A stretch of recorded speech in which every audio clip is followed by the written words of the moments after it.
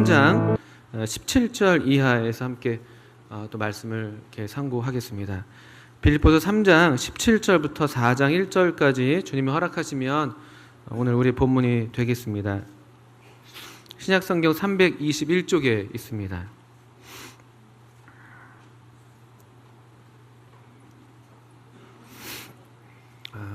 다 찾으신 줄 알고 빌립보서 3장 17절부터 4장 1절까지 한번 제가 읽어드리도록 하겠습니다. 또 같이 눈으로 읽으시면서 또 마음으로 같이 읽어주시면 감사하겠습니다. 3장 17절부터 읽겠습니다. 형제들아, 너희는 함께 나를 본받으라. 그리고 너희가 우리를 본받은 것처럼 그와 같이 행하는 자들을 눈여겨보라. 내가 여러 번 너희에게 말하였거니와 이제도 눈물을 흘리며 말하노니 여러 사람들이 그리스도의 십자가의 원수로 행하느니라. 그들의 마침은 멸망이요 그들의 신은 배요 그 영광은 그들의 부끄러움에 있고 땅의 일을 생각하는 자라. 그러나 우리의 시민권은 하늘에 있는지라. 거기로부터 구원하는 자 곧 주 예수 그리스도를 기다리노니 그는 만물을 자기에게 복종하게 하실 수 있는 자의 역사로 우리의 낮은 몸을 자기 영광의 몸의 형체와 같이 변하게 하시리라. 그러므로 나의 사랑하고 사모하는 형제들, 나의 기쁨이요 면류관이 사랑하는 자들아, 이와 같이 주 안에 서라. 우리가 3장 17절부터 4장 1절까지를 읽었습니다.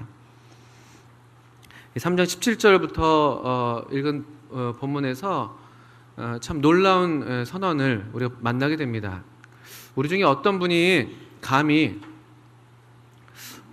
나를 좀 본받아 이렇게 얘기할 수 있을까요? 더러 그렇게 말씀하시는 분들도 계시기도 합니다. 그냥 농담처럼 나처럼 좀 해 이렇게 하면서 이렇게 좀 채근할 때도 있고 하시는데요. 근데 정말 이와 같은 마음으로 하나님 앞에서 어떤 거리낌 없이 나를 본받으라 이렇게 말할 수 있는 삶, 참 놀라운 이야기가 아닐 수가 없는데요. 사도 바울께서는 종종 이런 말씀을 하셨습니다. 그러니까 이것은 근데 그분이 완전해서 내가 이렇게 완벽하니까 이제 그래서 나를 본받으라는 말씀이기보다는 이분께서 그 문맥을 따라서 보게 되면은 사도 바울께서 이를테면 고린도전서 11장 같은 경우에서는 내가 주님을 본받는 것처럼 너희도 나를 본받으라 이렇게 하시는 말씀들. 그러니까 내가 완전한 게 아니라 나도 지금 주님을 본받으려고 하고 있어. 그러니까 너희들도 그처럼 함께 주님을 본받자 이런 말씀이기도 하고요. 또 우리 빌립보서 3장 17절 이 문맥에서는 우리 앞서서 이제 바로 그 말씀들이 있었죠. 사도 바울께서 자신의 어떤 과거와 또는 가문과 육신을 신뢰하지 않고 자랑하지 않았던 것처럼 그런 면에서 나를 본받으라. 내가 이런 내 출신을 자랑하지 않는 것처럼 너희들도 그렇게 하지 마. 이런 말씀이기도 하고요. 또는 그 이후에 나왔던 말씀처럼 나는 이미 온전히 얻었다함도 아니고 이루었다 한 거 아니야. 나는 지금 달려가고 있어. 난 뒤에 있는 건 다 잊어버리고 앞에 있는 걸 잡으려고 표대를 향해서 달려가고 있어. 난 아직 완전히 이르지 않았어. 이런 마음으로 계속 주님을 더 얻으려고 또 주님께 사로잡힌 바 된 그것을 잡으려고 달려가는 삶을 살고 있는 그 삶을 가리켜서 나를 본받으라고 하시는 말씀입니다. 사도 바울 자신이 어떠함을 얘기한다기보다 이제 그와 같은 함께 우리가 같이 주님을 향해서 더 열심을 내서 달려가자.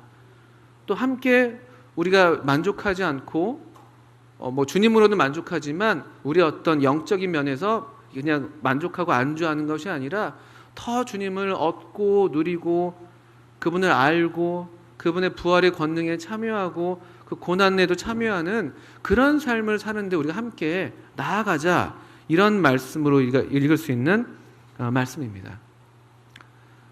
그런 면에서 우리가 1차적으로 해서 어려움 없이 주님을 따라서 이 사도 바울의 본을 따르는 것이 우리에게 어려운 일이 아닙니다.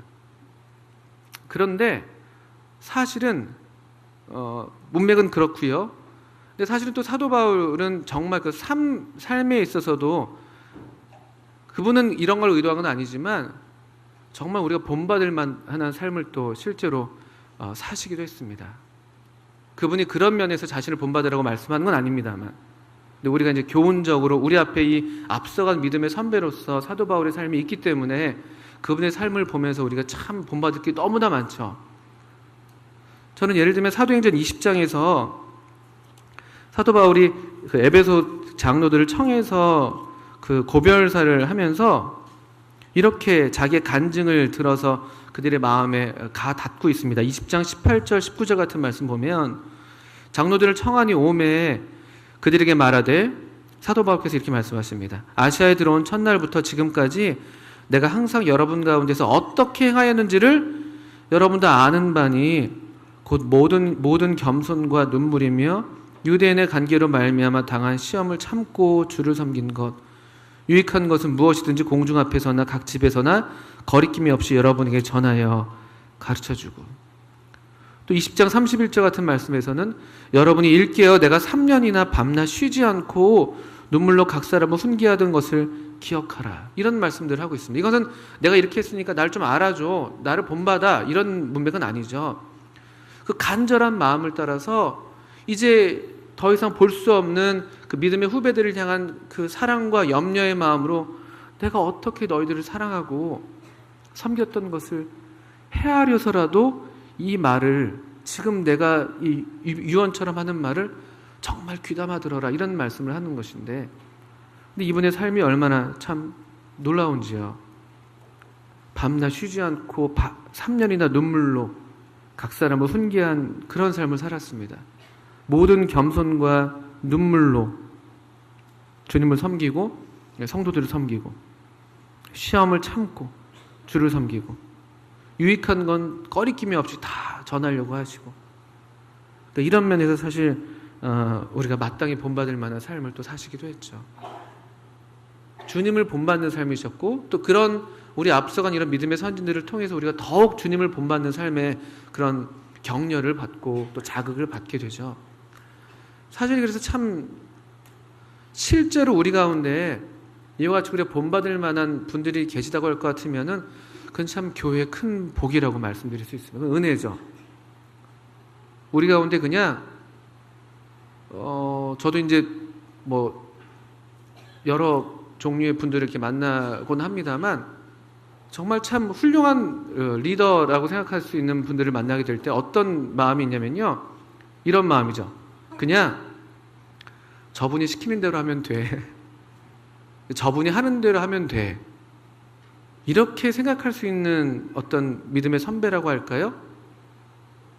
그런 분들을 만날 수 있다면, 또 그런 분들이 우리 가운데 있다고 할 것 같으면 정말 하나님의 큰 은혜인 것이죠. 그 로버트 체프만이라는 분이 그 19세기에 아주 훌륭하신 성도셨습니다. 정말 성자로 알려진 분이셨는데요. 사랑의 사도로도 알려져 있죠. 근데 그분이 자신의 삶의 목표를 이렇게 얘기했습니다. 그리스도를 설교하는 사람은 너무나 많다. 근데 그리스도를 사는 사람은 보기가 어렵다. 그래서 내 삶의 가장 큰 목표는 그분을 사는 것이다. 이런 고백을 하면서 삶의 목표로 삼았습니다. 말하는 게 아니라 사는 것. 이것이 그분의 목표였고, 또 그 목표를 주께서 귀하게 여기셔서 그와 같은 삶으로 널리 알려주셨어요. 스펄전이 동시대의 스펄전 설교의 황태자라고 알려져 있는 가장 위대한 설교자였는데, 그분이 로버트 체프만을 가리켜서 이렇게 얘기했습니다. 그는 내가 아는 사람 중에서 가장 거룩한, 가장 주님을 닮은 사람이다. 또 존 넬슨 다비, 우리가 참 존경하는 또 분이신데, 다비는 나는 그리스도를 말하고 있지만 저 로버트 체프만은 내가 말한 대로 사는 사람이다. 이런 분이 계셨습니다. 하나님의 은혜죠. 그래서 그 시대에는 정말 이 땅에 거인들이 있었던 시대였습니다. 19세기 때는. 어떤 면에서 그렇습니까? 주님을 닮는 이 정말 삶으로 나를 본받으라고 그렇게 말하진 않는다 할지라도 그 삶이 우리에게 설교보다 더 크게 웅변하고 있는, 그분이 어떤 말을 하지 않아도 그냥 그 삶으로 그냥 메시지가 되고 있는 그런 사람들을, 그런 그리스도인들을, 그런 하나님의 자녀들을 우리 주변에 둘 수 있다면, 또 우리 주변에 그와 같은 분들이 많다면 그건 정말 하나님의 큰 은혜입니다. 근데 반면에 저 자신이 그렇고, 근데 정말 나는 어떤 종류의 삶을 살고 있지? 가장 끔찍한 것은 주님께서 바리새인을 향해서 이렇게 말씀하셨잖아요. 저들의 말하는 것은 잘 이렇게 배우고 지키지만 저들의 행하는 것은 본받지 말아라. 이건 이제 최악의 얘기죠. 최악의 얘기. 그런 경고를 주시기도 했습니다. 또 우리 주님의 삶을 간략하게 볼 수 있는 한 구절이 있는데, 사도행전 1장도 보시면요, 이 누가가 사도행전을 시작하면서 전에 썼던 누가복음에 대해서 이렇게 소개를 합니다. 사도행전 1장 1절 보시면요, 데오빌로요, 내가 먼저 쓴 글에는, 이게 누가복음을 가리키는 걸로 우리가 이해합니다. 데오빌로요, 내가 먼저 쓴 글에는 1장 1절입니다. 사도행전. 무릇 예수께서 어떻게 한 것을 시작하신부터 기록했다고요? 이 순서가 흥미롭지 않습니까? 무릇 예수께서 행하시며 가르치시기를. 주님 물론 많은 가르침을 주셨어요. 근데 누가는 왜 이렇게 했는지 모르겠지만 행하시며 가르치시기를 시작하심부터 이렇게 했습니다. 그분의 행하심이 앞에 먼저 오고 있죠. 나를 본받으라, 나를 따르라, 내가 말한 것을 따르라가 아니라 나를 따르라, 이렇게 얘기하실 수 있었던 유일한 참된 선생, 우리 주님이시죠. 누가는 그걸 잘 알고 있었던 것 같습니다. 그리고 어떻게 삶을 살아야 할지 항상 그것이 또 특별히 우리 말씀을 맡은 분들의 고민이기도 합니다. 그래서 참 기도가 늘 되는 것은 오히려 저로 인해서 말씀이 더 가려지지 않기를 바라는 게 기도가 되는 것이고, 또 우리 성도님들께도 또 종종 또 우리 듣는 분들에게 또 부탁을 드리는 것은, 그래도 메시지는 이게 참 우리의 불행이고 연약을 이렇게 알면서 드리는 말씀인데, 그 사람보다 항상 메시지가 또 우선이라고도 말씀을 드립니다. 어떤 경우는 우리가 참 이렇게 어려운 경우를 만날 수도 있잖아요. 저런 분이 무슨 말씀을 이렇게 저에 대해서도 그러실 수 있죠. 제 삶이 부족하니까. 근데 그럴지라도 또 어떤 때는 하나님 말씀이 그래도 또 우선이라는 점이 있습니다. 때때로 우리가 다 살아내지 못하면서 말할 때가 있는데 그것만큼 또 괴로운 일이 없습니다. 근데 그럴지라도 또 하나님 말씀이 그렇기 때문에 말씀을 드리는 연약이 있음을 말씀드립니다. 그렇지만 또 우리들의 추구는 정말 이 말하는 대로, 또 말을 하지 않을지언정 우리의 삶이 메시지가 되는, 우리 가운데 그런 분들이 계시다는 건 정말 우리 교회 큰 복이 아닐 수가 없습니다. 그래서 여기 17절에 다시 돌아오시면요, 빌립보서 3장에 나를 본받으라. 그리고 나뿐만이 아니죠. 그리고 너희가 우리를 본받은 것처럼, 앞서 나왔던 디모데나 에바브로디도 같은 사람들이죠. 주님을 닮은 사람들이죠. 겸손하게 자기를 비우는, 자기의 유익보다 그리스도 예수의 유익에 더 관심하는, 성도들을 진실히 생각하는 그런 참된 어떤 성도의 삶이죠. 그런 사람들을 본받은 것처럼 또 그와 같이 행하는 자들을 어떻게 보라고요? 눈여겨봐라, 이렇게 되어 있습니다. 교회에서 말을 많이 하는 사람을 눈여겨보시기보다 이와 같은 분들을 눈여겨보실 필요가 있습니다. 누가 우리 가운데에서 정말 조용히 묵묵하게 겸손하게 주님을 닮은 그 마음으로 섬기고 계시지? 그런 분들을, 또 우리 에바브로디도 앞에서 얘기할 때는 그런 분들을 존귀히 여겨라 이렇게도 얘기하고 있거든요. 귀히 여기라는 것이죠. 그분들이 드러나지 않는 경우들이 대체로 많아요. 되게 드러나는 경우들은 좀 목소리가 좀 크고 또 말을 좀 많이 하고 앞에 나서는 사람들이 드러나기 마련이잖아요. 근데 눈여겨볼 사람들은 물론 이런 분들도 수고가 적은 게 아닙니다만, 근데 이렇게 정말 주님을 닮아서 주님처럼 삶을 사시는 그런 분들을 눈여겨보실 수 있다면, 그런 눈을 갖고 있다면 참 복된 눈을 갖고 계신 것입니다. 그 성도의 귀한 가치를 알 수가 있죠. 또 우리 중에 얼마나 정말 감사하게도 얼마나 많은 분들이 이런 분들인지 몰라요. 조용히 은밀하게 주님 앞에서, 그냥 주님 앞에서 주님을 사랑하는 마음으로 누가 알아주든 그렇지 않든 섬기는 분들, 그런 분들을 눈여겨보라고 주님 우리 바울을 통해서 교훈하십니다. 그러면 성도 한 분 한 분이 안 귀한 분이 없습니다. 우리가 몰라서 그러잖아요. 눈여겨보시고 자세히 들여다보시고 또 얘기를 들어보시면요, 얼마나 귀한지. 그분이 뭘 하셔서 그런 게 아니라 그냥 그 삶 자체가, 가정에서 그런 어떤 성도님이 가정을 이렇게 섬기는 그런 모습들, 부모님을 잘 이렇게 받드는 그런 모습들, 또 교회에서 굳은 일을 마다하는 모습들, 그런 거 한 분 한 분 알면요, 안 귀한 분이 없습니다. 진짜로. 왜 널리 알려져 있는 시가 있습니다. 나태주 시인의 풀꽃이라는 시가 있습니다. 짧아서 유명하기도 하고 드라마에서도 여러 번 나오는데요. 어떻게 되죠? 이게 자세히 보아야 예쁘다, 오래 보아야 사랑스럽다, 너도 그렇다. 짧은 시입니다. 3줄짜리. 풀꽃인 것 같습니다. 제목이 풀꽃. 어떻게 되면 기분 나쁠 수 있어요. 자세히 봐야만 이렇게 예쁜가? 이러니까 그렇게 삐딱하게 받으시면 안 되고요.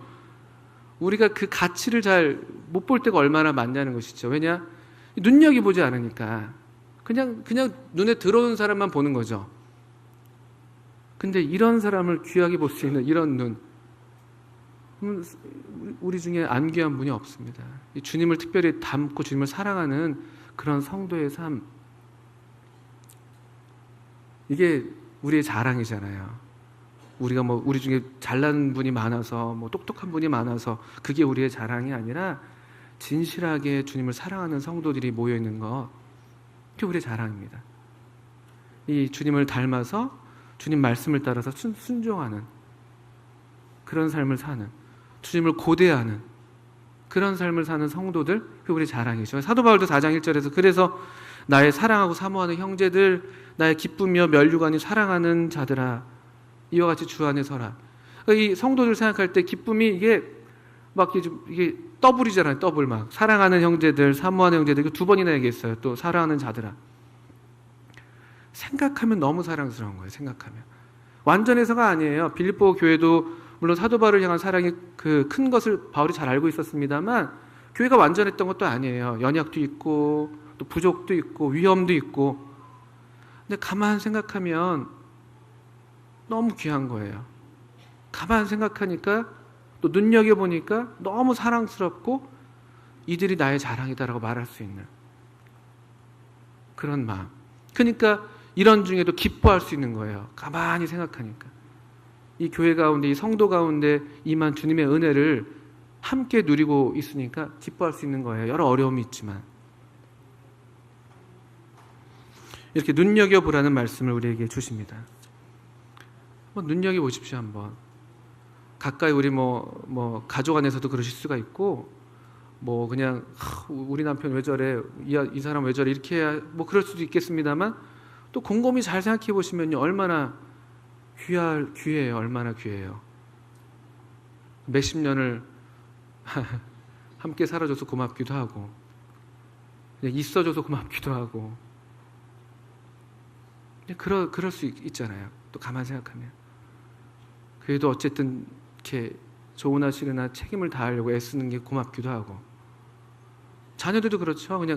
그냥 요즘 같은 이제 보면 이제 원수 같을 때가 많잖아요. 친구보다 더 자녀들 정말 이렇게 원수 같을 때가 있는데, 또 가만 생각해 보면 얼마나 귀한 선물로 우리한테 왔었는지, 또 저것들이 지금은 저렇지만 또 어떻게 하나님의 사람이 될지 이렇게 가만히 생각하고 눈여겨보시면, 또 부족한 게 아직 많지만 그들 안에 있는 어떤 중심들, 그래도 주님을 사랑하는 것 같고, 그래도 기도한다고 하고 뭘 한다고 하는 그런 것들 눈여겨본다면 우리 마음에 또 기쁨을 찾을 수 있는 이유가 됩니다. 이런 분들은 눈여겨봐야 된다는 것이죠. 뭐 그만큼 존중하라는 뜻도 되고 그만큼 잘 살펴야 된다는 말씀이기도 한데요. 근데 18절에 가면요, 다른 종류의 사람들이 있습니다. 여기 정말 우리가 본받을 만한 사람들이 있었던 반면에, 내가 여러 번 너에게 말하였거니와 이제도 눈물을 흘리며 말하노니 여러 사람들이 그리스도의 십자가의 원수로 행하느니라. 눈여겨보지 않아도 그냥 너무나 유행이라 다 눈에 들어오는 사람들이 있어요. 어떤 사람들인가 보니까 그리스도의 십자가의 원수로 행하는 사람들. 이 사람들은 소수가 아니에요. 겨우 찾아서 얻어내는 사람들이 아닙니다. 그냥 우리 주변에 대부분의 사람들, 이 좁은 문으로 나아가는 사람들이 아니라 이 넓은 길, 사망으로 이끄는 그 넓은 길, 많은 사람들이에요. 여기 여러 사람들이 그리스도의 십자가의 원수를 행한다고 얘기하고 계시잖아요. 사도 바울은 또 이런 어떤 삶의 모습을 생각할 때 마음에 너무 통탄했던 것 같아요.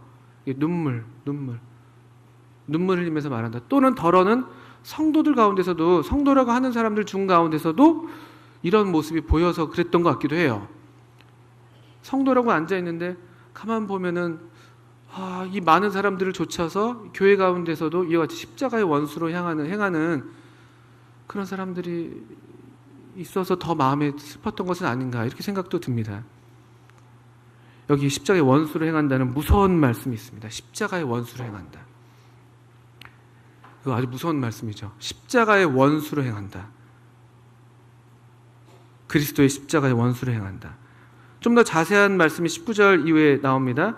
그들은 어떤 사람들인가 보니까 그들의 마침은 멸망이고 그들의 신은 배고, 자기의 배라는 겁니다. 그 영광은 그들의 부끄러움에 있고, 그러니까 부끄러워할 일을 자신들의 영광으로 삼는다는 겁니다. 자기들의 자랑으로. 또 결정적으로는 그들의 사고 체계가 땅의 일을 생각하는, 이제 그런 사람이 그리스도 십자가의 원수를 행하는 사람이라고 얘기하고 있는데요. 그럼 도대체 그리스도의 십자가의 원수를 행한다는 것이 무슨 의미인가? 한번 곰곰이 생각해 보시면요, 십자가가 뭘 의미하냐는 거예요. 십자가가요.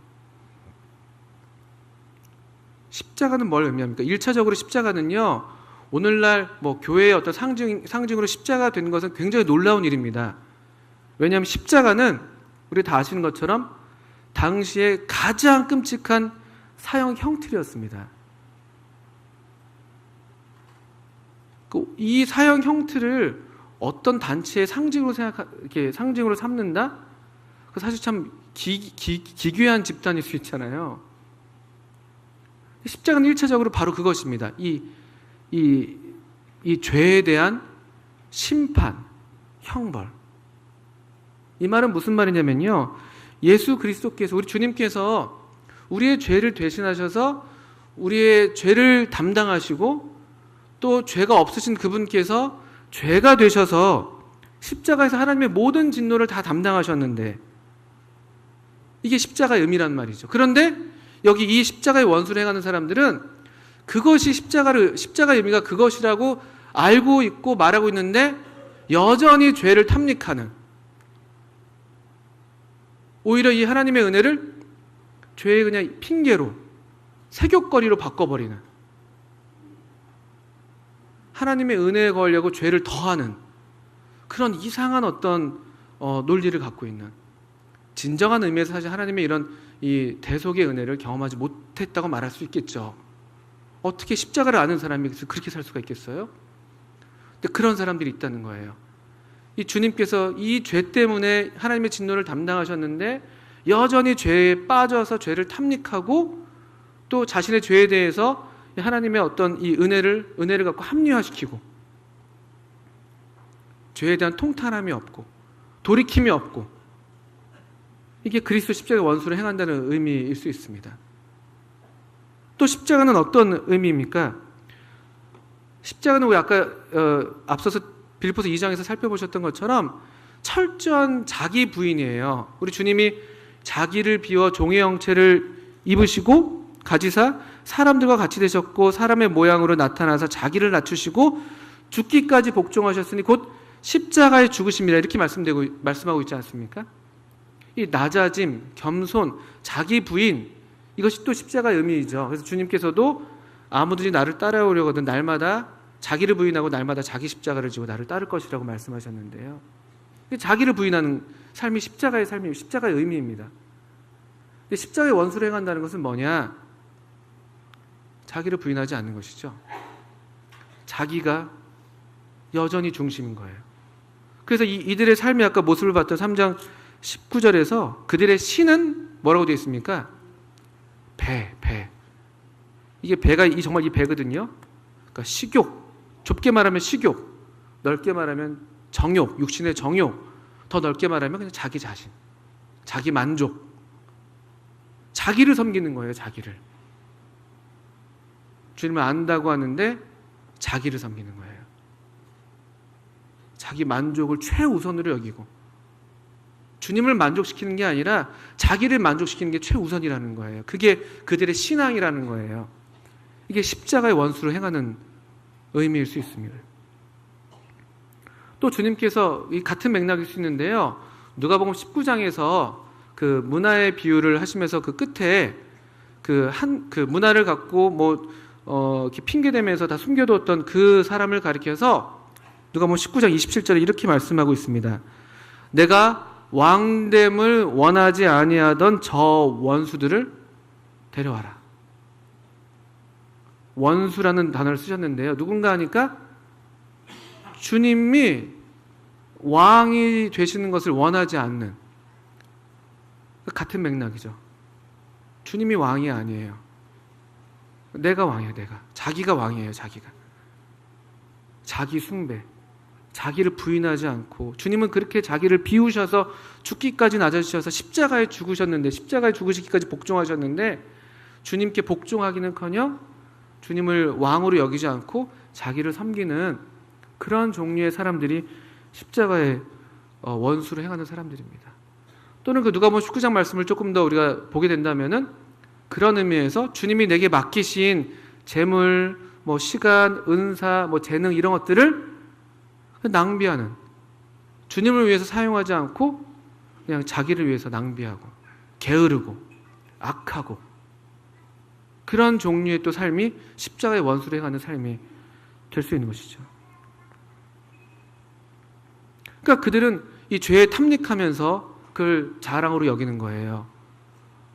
그러니까 그 영광은 그들의 부끄러움이라고 말하고 있는데 사실 부끄러워할 일인데도 그걸 자랑하고 있어요.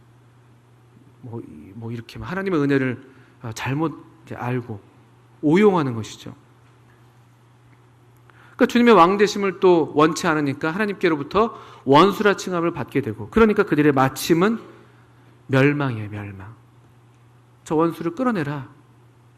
누가복음 19장에서요. 아까 제가 인용했던 말씀인데요. 내가 왕됨을 원하지 아니하던 저 원수들을 이리로 끌어다가 내 앞에서 죽이라 하였느니라. 이 원수가 처하게 될 그 멸망을, 동일한 멸망을, 그 결말을 받게 된다는 것이죠.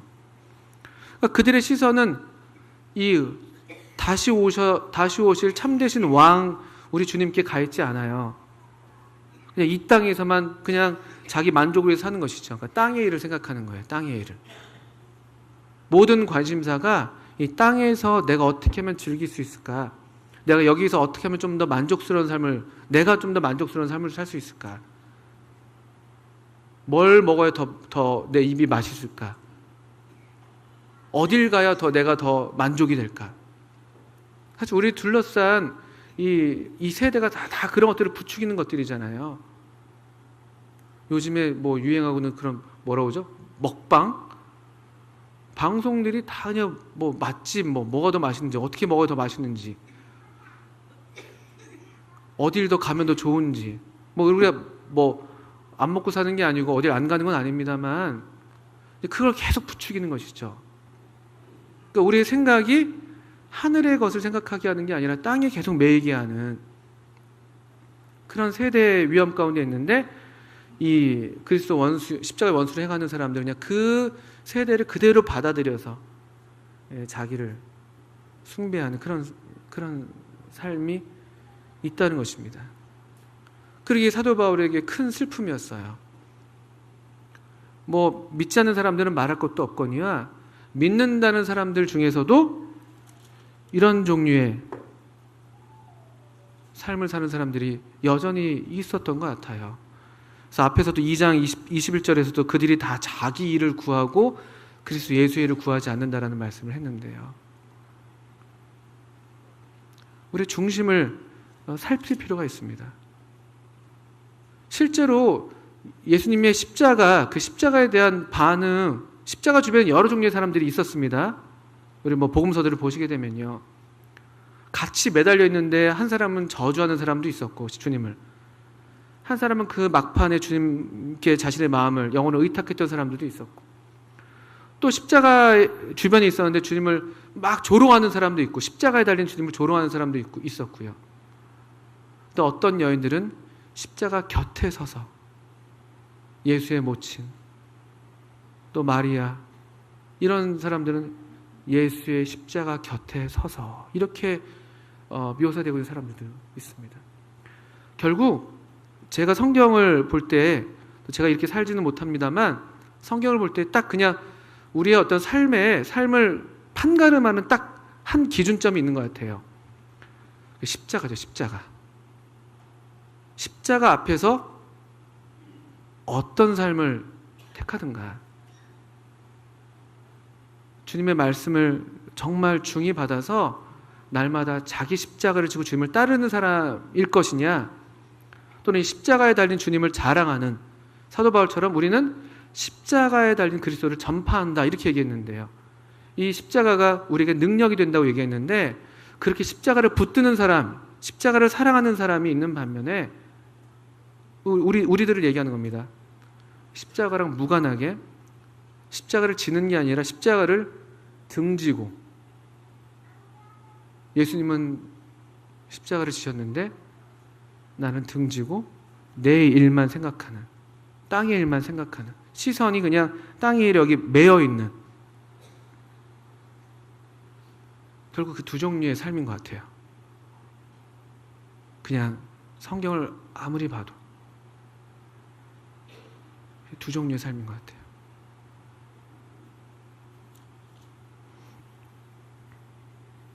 좀 어려운 말씀을 드리는 것입니다. 근데 아까도 말씀드렸지만 성경 말씀이 이러하기 때문에 십자가, 그리스도의 십자가의 원수를 행하는 사람들이 있습니다. 많습니다. 주님을 적대하는 이 세상은 말할 것도 없고요, 많을 수 있다는 것이죠. 우리 중에서도요.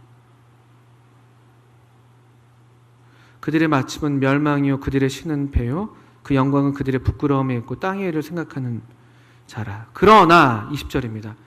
항상 그리스도인들은, 참된 성도들은 항상 그러나입니다. 항상 그러나. 남들이 다 하니까, 많은 사람들이 그렇게 하니까 그게 아니죠. 항상 그러나예요. 그리스도의 삶은 항상 그러나의 삶입니다. 우리는 이런 삶으로 부름받고 있습니다. 그러나 우리의 시민권은 하늘에 있는지라. 거기로부터 구원하는 자 곧 주 예수 그리스도를 기다리노니 그는 만물을 자기에게 복종하게 하실 수 있는 자의 역사로 우리의 낮은 몸을 자기 영광의 몸의 형체와 같이 변하게 하시리라. 그러나 여기 십자가의 원수를 행하는 사람들이 아닌데, 그러면 십자가를 사랑하는 사람이라고 말할 수 있는데, 성경 이 빌립보서는 그렇게 얘기하지 않고 십자가의 원수로 행하는 사람들의 반대편에 있는 사람들은요, 주 예수 그리스도를 기다리는 사람들. 십자가와 주님의 재림은 동전의 양면과도 같습니다. 하나님 편에서 이 십자가가 얼마나 영광스럽고 하나님의 능력이 되고 탁월함을 입증하는 가장 확실한 방법은 주님의 재림이에요. 그래서 정말 모든 이름 중에 뛰어난 이름으로 온 세계 가운데, 우리 여기 빌립보서 또 2장에 보셨던 것처럼 하늘에 있는 것이나 땅에 있는 것이나 땅 아래에 있는 것들이 다 예수님의 이름에 무릎을 꿇게 만드는 그 사건, 이것만큼 십자가가 그렇게 탁월하고 완전하고 능력이라는 것을 입증하는 그런 방식은 없습니다. 십자가의 원수를 행하는 반대편에 주 예수 그리스도를 기다리는 삶이 있다는 것이 전혀 이상한 것이 아니죠. 주님 부활하셨고 그리고 마침내 오실 것이니까. 그리고 우리의 시민권이 거기 하늘에 있다는 것이죠. 이게 우리의 정체입니다. 우리의 시민권은 하늘에 있다는 것이죠. 이건 그 당시 빌립보 성도들한테는 너무나 와닿는 비유였어요. 왜냐하면 빌립보가 로마의 뭐라고 그러죠? 그 식민지로서 로마 시민권을 취득한 사람들이었거든요. 아주 자부심이 있었던 도시였단 말이에요. 아주 번성한 도시였고요. 그 시민권이 뭘 의미하는지 잘 아는 사람들이었습니다. 근데 우리의 시민권은 사도 바울은 거기에 더 나아가서 로마 시민권 아니야, 그 이상의 우리의 시민권은 하늘에 있어. 얼마나 이 고상한 지위, 얼마나 이 특권적인 위치에 있는지 그들에게 상기시켜 주는 것이죠. 그러니까 이 우리의 정체에 대한 확인만 분명하면요, 우리의 삶이 똑같을 수가 없는 거예요. 우리는 그러나의 삶을 사는 거예요. 제가 전에 이제 중국에서 좀 산 적이 있었습니다. 중국에 제가 살았지만 저는 한국 사람입니다. 그래서 중국 사람들이 다 이렇게 저렇게 하고 있지만 제가 다 똑같이 할 이유가 없는 것이죠. 그분들은 그렇게 하고 있지만 저는 한국 사람이니까. 저는 세금도 거기에 내지 않았습니다. 한국에 냈습니다. 돈을 벌어서 한국에 있는 제 통장에다가 계좌로 송금을 했습니다. 그리고 거기에 쓸 것들을 둡니다만. 시민권이 하늘에 있는 것이에요. 그래서 중국 분들이 이렇게 저렇게 하는 것에 그렇게 좌우되지 않아도 되는 것이죠. 저는 그런 종류의 삶을 얼마간 산 적이 있었는데요. 우리가 그러나의 삶을 살 수가 있는 거예요. 여기 여러 사람이 십자가의 원수를 행하고 있지만 그렇게 하지 않아도 돼요. 왜냐하면 우리는 하늘 시민이니까, 하늘나라의 시민이니까. 우리가 섬길 분은 하나님, 우리가 순종할 유일한 분은 하나님. 그 하나님 나라가, 하늘나라가 그런 곳이니까. 하늘나라는 주님이 어디서나 임재하시는 곳이니까 여기에서도 우리가 주님의 임재 가운데 사는 것이고요. 또 이 하늘 그 나라에서는 모두가 다 주님을 닮는 그런 변화를 입게 되니까 여기서도 주님을 닮아가는 삶을 사는 것이고, 또 그분의 능력이 미치지 않는 곳이 없으니까 여기서도 그분의 능력을, 그 부활의 권능을 우리가 맛보고 참여하는 삶을 사는 것이고, 이게 우리가 누리고 있는, 우리가 마땅히 살아야 될 삶의 양식인 것이죠. 그들의 마침은 멸망이지만 우리는 구원자이신 예수님, 멸망과 구원이 얼마나 대조됩니까? 구원하시는 주 예수 그리스도를 기다리고요.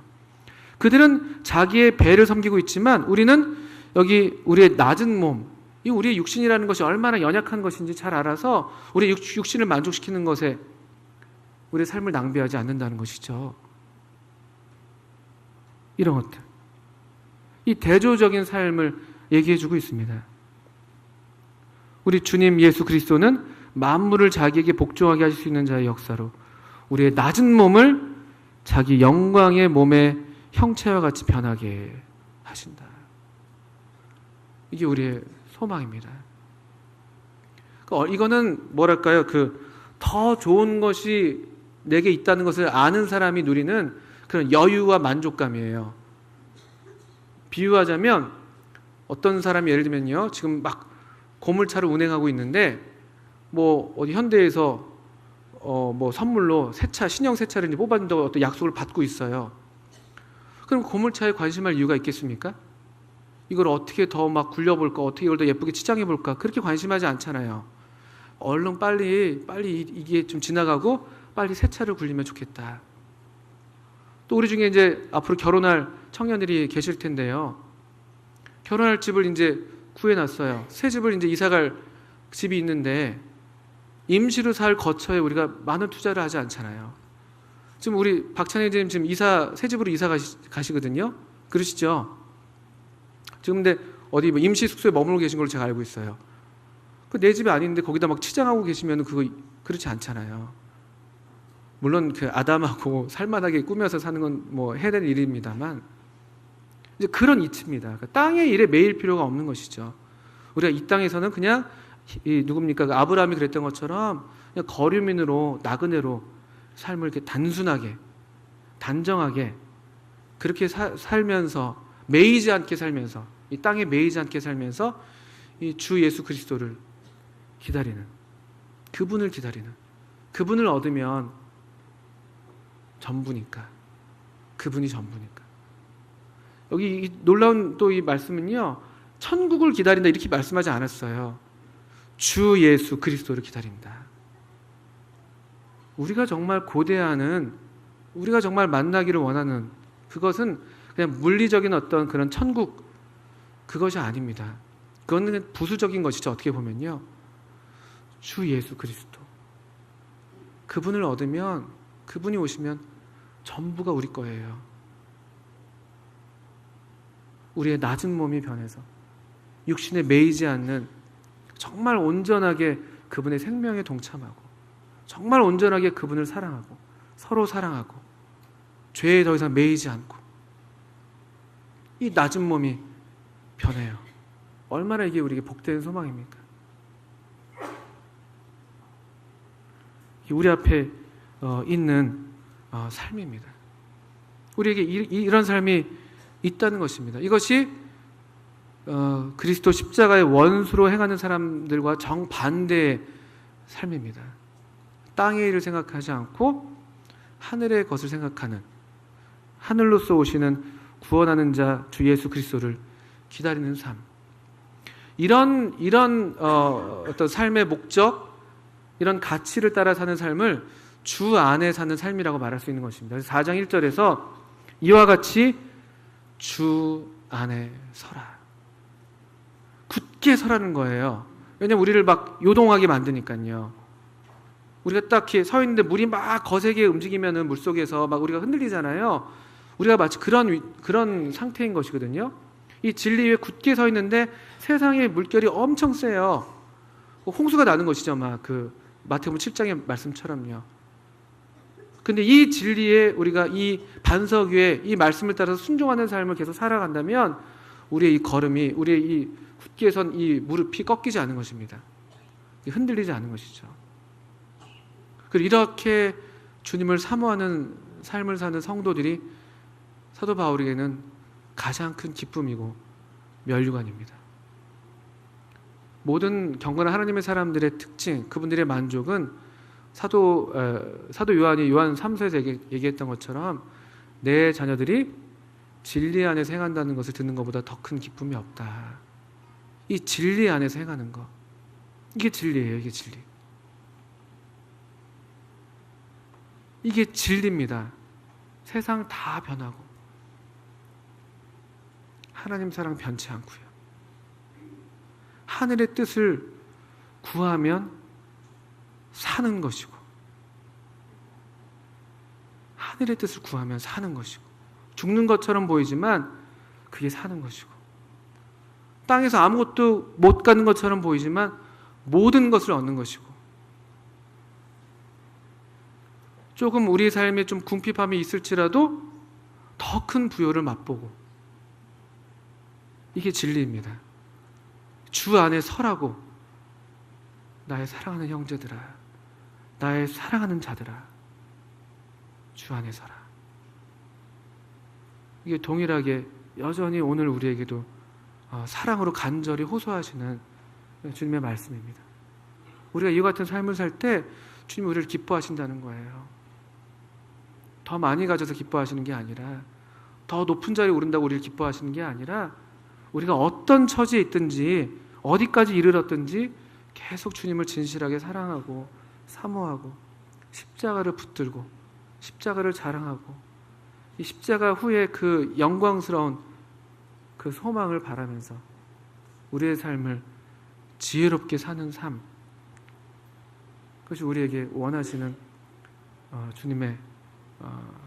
주님께서 우리에게 원하시는 삶이라고 믿습니다. 성경이 우리에게 가르치시는 바인 것이죠. 두려운 마음이 있습니다. 내 삶이 어떤지, 제 삶이 어떤지 계속 말씀을 통해서 비춰보게 됩니다. 나는 행여나 그리스도 십자가의 원수로 행하고 있지는 않나? 내 삶의 중심이 어디에 있지? 나는 뭘 위해 살고 있지? 나는 마땅히 정말 이와 같은 다시 오실 주님을 고대하는 삶을, 사도 바울은 항상 주님의 다시 오심을 염두에 두고 이런 삶을 사셨던 것 같은데, 우리 각자 이 말씀 앞에서 또 주님께서 우리에게 비춰주시는 대로 그 은혜를 누리시면서 또 말씀에 순종하시기를 바랍니다. 우리 잠깐 기도하시고 마치겠습니다.